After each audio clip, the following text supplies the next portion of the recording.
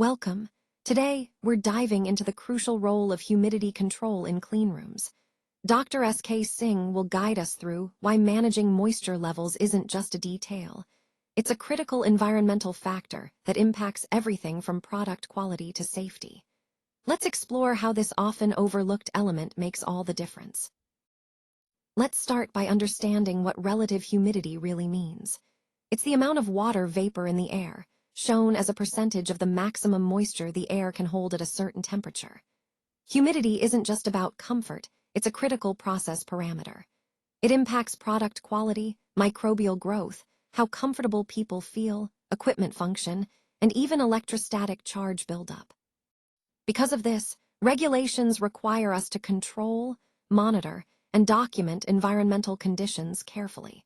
For example, some moisture-sensitive ingredients can degrade quickly if humidity rises above 60%. When it comes to humidity control, several key regulations guide us. The EU's GMP Annex 1 from 2022 sets clear expectations.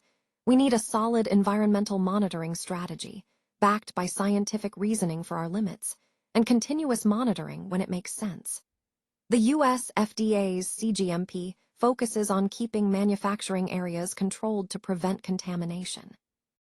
Meanwhile, WHO and PIC SGMP emphasize controlled environments, proper HVAC qualification, and tracking trends over time.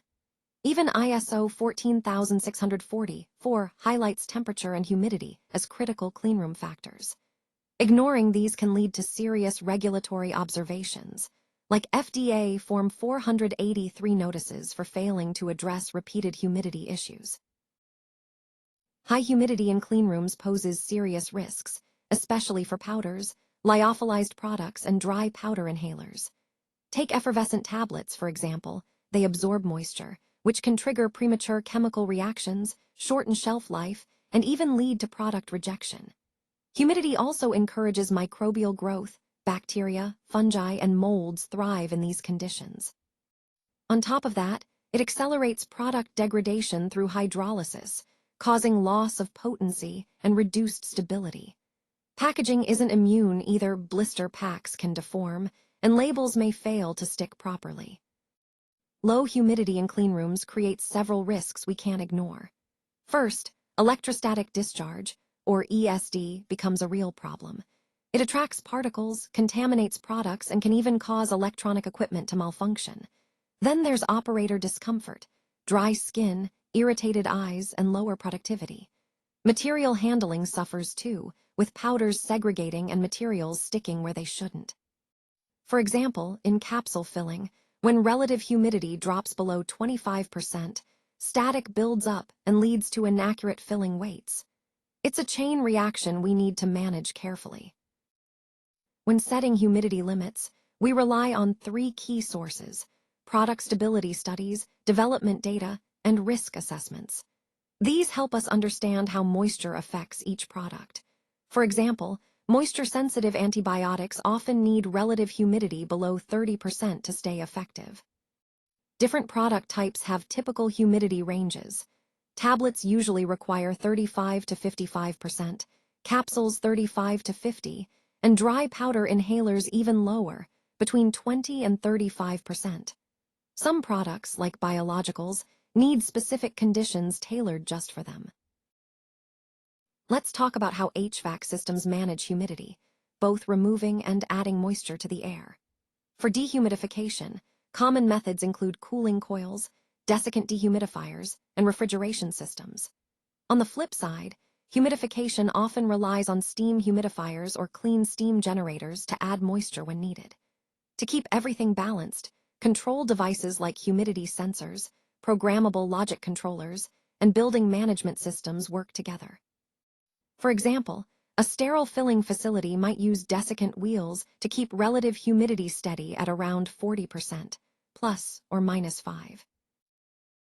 When it comes to monitoring and documentation, there are a few key requirements we need to keep in mind. First, continuous monitoring. Using real-time sensors, data loggers, and building management system integration keeps us constantly informed. Then, periodic verification with calibrated portable hygrometers ensures accuracy over time. On top of that, data integrity follows the ALCOA plus principles. Data must be attributable, legible, contemporaneous, original, and accurate. For example, humidity data might be recorded every minute and reviewed daily by quality assurance. Let's walk through the qualification lifecycle, a step-by-step process to ensure our system works as intended.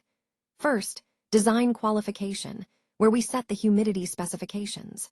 Next, installation qualification confirms that sensors and equipment are installed properly.